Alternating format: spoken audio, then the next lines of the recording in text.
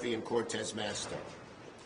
In our caucus room today, there was a lot of anger, frustration, deep disappointment in our Republican colleagues. For months, from this very spot, this podium, right here, we heard Republicans over and over again say the border is an urgent crisis.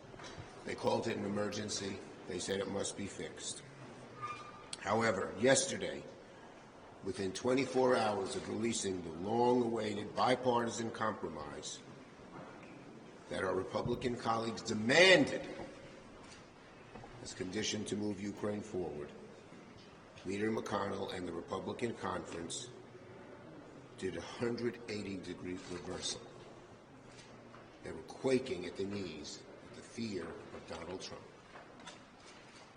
If there's two words that describe why this, one of the most important pieces of legislation to come before us in a very long time, failed, it is Donald Trump. And second, it's the inability of Republican congressmen and senators to resist his bullying, even though they know he's wrong. Even though they know he's wrong. It's a bad moment for the Republic. I mean, how could you negotiate with people like this? We tried. That's my job. I always believe in bipartisanship.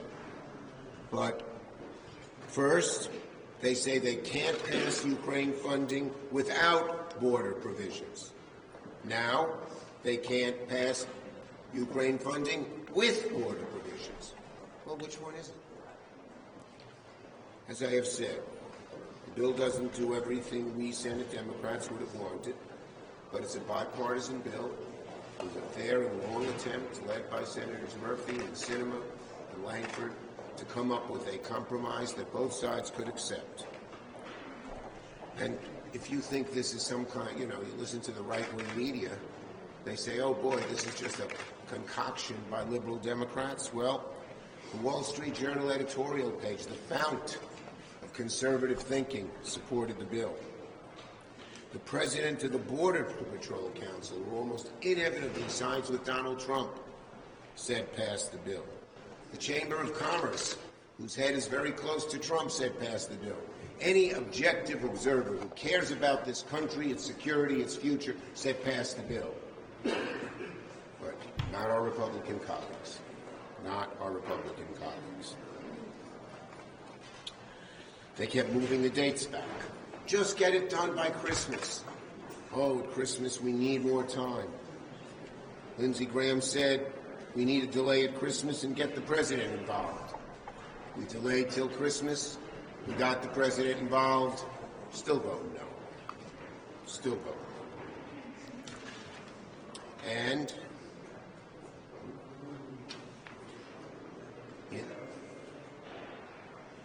if in December, Senator Fisher said Democrats only support international aid, but they won't support his basic border security. We are told that our own border security is not related to this national security. That's absurd. We agreed with her. We needed it. No vote. They're all voting no even on the motion to proceed. They don't even want to debate border. They don't even want to debate Ukraine and aid to Israel and humanitarian aid to the Palestinians. When President Trump came along and said he didn't want to solve the border problem, that he wanted it as a campaign issue, Speaker Johnson obediently changed his tune. Because you may remember, with our appropriations bills, for example, we were going to marry that to border security. He said those are two things that are going to be handled together. That was Johnson. Now he says they should be separate. So, I'd like to address some of the Republican claims right here, right now. They want amendments? Go on the bill. We'll give you amendments. If they want some time, go on the bill. We can spend time debating it. But vote no says you don't even want to debate or move forward on the bill. It's a rejection. A rejection totally that flies in the face of what the American people want. Totally. They wanted 72 hours. Many of the people who signed the letter saying give us 72 hours came out against the bill long before the 72 hours was up. So, to the Republicans, we'll give you amendments. We will give you some time. Stay here as long as it takes. We feel it's so important. But go on the bill. Vote yes, and we can debate. I yield to Senator.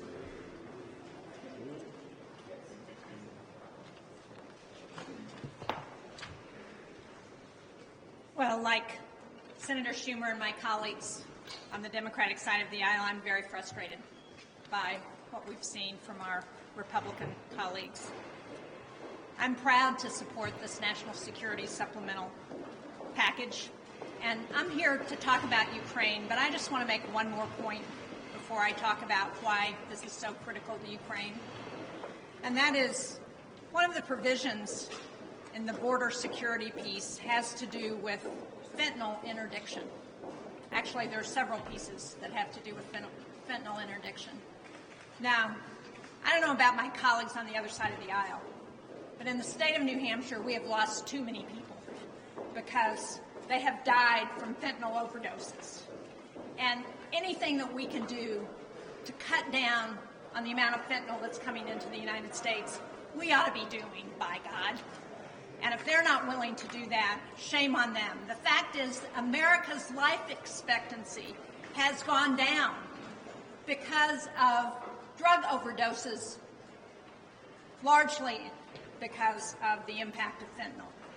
So I don't know how anybody can stand up and say they're going to oppose our efforts to keep fentanyl out of this country and go back to their voters with a straight face and say it doesn't affect our national security and it doesn't affect the ability of Americans to live their lives in safety. Now, providing aid for Ukraine, Israel, and Taiwan, along with humanitarian assistance for the people of Gaza and for other vulnerable populations, is what's in this bill, and it sends a strong message that America stands on the side of freedom and democracy and against dictators and terrorists. If signed into law, it will provide Ukraine with the necessary aid to continue its war against Putin, a fight for freedom which Ukraine must win. The Europeans got their act together last week. They provide $54 billion in aid to Ukraine. Well, it's time America gets its act together. It's been nearly 2 years since Putin's unprovoked invasion of Ukraine. And thanks to the bravery and sacrifice of the Ukrainian people, a sovereign and democratic Ukraine stands today. But if we don't act quickly, all the battles they've won, all the land they've reclaimed, all the progress they've made to win back their country could be undone. Right now, Ukraine has just 20% of the ammunition and artillery it needs as Russia is advancing. How America responds to Putin today will determine the strength of tomorrow's autocrats. When dictators are not held accountable for their aggression, their threat to the world continues. Under Putin, Russia has deepened their ties with Iran, with North Korea, and the People's Republic of China. Up to 85% of Russia's missiles are now foreign-made, and Iran supplies 70% of Russia's drone capabilities. These are the drones that are terrorizing Ukraine. And if we fail to support Ukraine, we will only embolden Iran and its proxies further. So for all of my Republican colleagues who have been screaming about Iran and screaming about China, what they're going to do if they fail to fund Ukraine is to embolden the People's Republic of China and embolden Iran and embolden North Korea. Because, make no doubt about it, Beijing will be emboldened to take even more provocative actions towards Taiwan. We heard from the Taiwanese ambassador to the U.S. recently, who said that Ukraine's success in defending itself with the help of the United States is the most important message for deterring an invasion of Taiwan. So let's be very clear. Putin is not just waging war against Ukraine. The If he's not stopped in Ukraine, there's no telling where he goes next. It could be into a NATO country. That would invoke Article 5, and it would send our soldiers to fight in Europe. You know, the modern-day Republican Party, the party of Ronald Reagan, was built on standing up to our Soviet adversaries. But MAGA Republicans are willing to put at risk our national security to let Ukraine fail simply because they think it will help their nominee, preferred presidential candidate, former President Trump, in November. That's spineless and it's wrong. The bipartisan supplemental funding agreement will follow through on our promise to stand by our friends in Ukraine. We must not abandon Ukraine now. We must not deny them the resources and tools and the weapons they need to defeat Putin once and for all.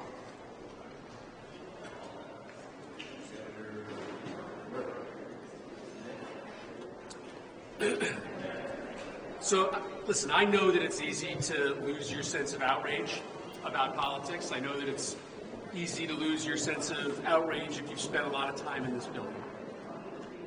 But what has happened here over the last 4 months is outrageous. It is outrageous that last fall Republicans decided to play games with the security of the world and say that they wouldn't support funding for Ukraine, even though on the merits they supported it, unless we packaged it together with bipartisan immigration reform.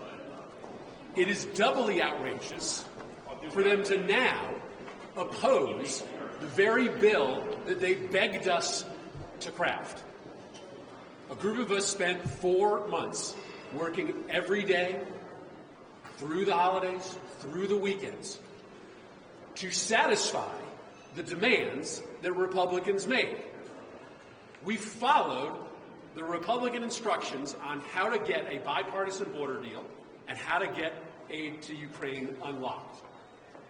And within 24 hours of unveiling that agreement, they abandoned bipartisan border reform and Ukraine for one reason, because Donald Trump asked them. They looked at a border reform package that would have gotten control of the border, that would have fixed the crisis at the border. And Republicans decided that they would be better off preserving chaos at the border as an election issue instead of solving the problem. I guess it's the negotiators' fault. We crafted a bill that was too effective. We reached a compromise that would actually fix the problem. And as it turns out, Republicans don't want to fix the problem. They want to leave the issue of immigration open as a political agenda item to exploit. So I don't think people should lose their outrage at what has just happened. One of my colleagues just a moment ago said that this is maybe the most dispiriting week that he has had since he came to Washington. It's dispiriting not just because we had a chance to solve a problem, the problem of the border. It's not just dispiriting that Americans are going to be outraged at the fact that this issue is going to remain open again as another election issue when we had a chance to come together and solve it. But it's also dispiriting because there did used to be a difference between the Senate Republican caucus and the House Republican caucus. There is no difference anymore. They are just as dysfunctional. They are just as tied to President Trump. And that's a sad day for the United States Senate. So I think all of us are grasping for the path forward here. I think it's important to have the vote tomorrow so the American people can see, where do you stand? Do you want to fix the border, or do you want to keep the border a mess in order to help Donald Trump? I have to, first of all, thank Leader Schumer, Senator Murphy, and Senator Shaheen for their great work and being here today, and all of my colleagues. Let me just say this. Let me bring this home a little bit. I was just at the border. It was not my first time at the border. but I was in the Tucson sector. It's 262 miles of border, and it is probably the busiest and most dangerous. And I met with the customs agents down there. I met with ICE. I met with the Border Patrol agents. And I will tell you, everything that we talked about was put into the supplemental package, what they need, based on the conversations that we've had. It gives us resources to hire more Border Patrol agents who right now are overwhelmed and understaffed, to hire more customs officers, to find and fund new cutting-edge technology to, yes, address the trafficking of fentanyl and other drugs that are coming in to the United States, to address the human trafficking that is happening on the border, and yes, to absolutely address what we see happening with immigration. Just put in process an orderly and fair process. It updates our asylum system that isn't working for immigration families. Think about this, an asylum system that is old. It is old. It hasn't been updated for the 21st century. It is now, we have put in place the opportunity to address years of challenges with the asylum process, now to put in place a fair process for anyone, a faster process, and gives due process to those individuals. The legislation also creates 250,000 new visas to help reunite families and encourage legal immigration. Is there more work to be done to fix our broken immigration system? Absolutely, absolutely. But this bill is an important first step. Doing nothing is not the answer. At the same time, passing this bill will get vital aid to our partners in Ukraine and Israel and Taiwan, as you've heard from my colleagues, while delivering humanitarian assistance to innocent Palestinian civilians. Let me just say this. Why shouldn't we secure our border, along with providing aid to other allies who want to secure their border? Why are my Republican colleagues refusing to do just that? For months, Republicans have said that we need to secure our border, as you have heard over and over again. You walk the halls, you know this, more so than the American public, the people in my town and across this country. But what we all know is they have always had an excuse. I will be the first to say I was cynical. I thought when we started this process, there's no way we're going to get Republicans on board because they don't want to solve this problem. They want to use it for campaign purpose. They want to be beholden to former President Trump. They'd rather serve him than the American public. I was cynical. But I'll tell you what, a group came together, they worked on legislation to address the border, amongst other things, and they put that text out. Is it perfect? No. Is it everything that we all want? No. But does it address what I heard from those agents at the border and what we want to do in this country and our asylum process to ensure that we have an orderly process and we actually address issues dealing with migrant families? Absolutely. And that's why you have seen the Border Patrol Union supports this legislation. The American Immigration Lawyers Association has recognized this as an important first step that we need to take. So I do not understand now why my Republicans refuse to support this, other than going back to my initial cynicism, which is they don't want to. They want something to campaign on during this campaign, and they'd rather serve former President Trump. Let me say one final thing, because I think many of my colleagues, we're all outraged by this turnaround.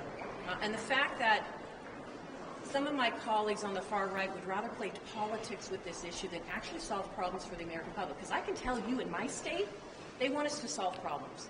We see the fentanyl coming in. Nevada's not a border state, but we see the issues bleeding across into Nevada from the fentanyl trafficking, from the human trafficking. We want to solve these problems. And we need partners to do so. When I was down at the border talking to the Border Patrol agents, I was at the Lukeville station. They were so pleased that any senator would come down there to talk with them and listen, that one of the agents gave me, if you know anything about challenge coins, this is something that is very significant for our officers, whether you're in the military or law enforcement. And this agent said, Senator Mastro, I want you to have this. I want you to not only take this, because this shows your support for who we are and what we do every day and allowing us just to do our jobs, but I'm giving you a second one because I want you to give the second one to one of your colleagues who supports us as well.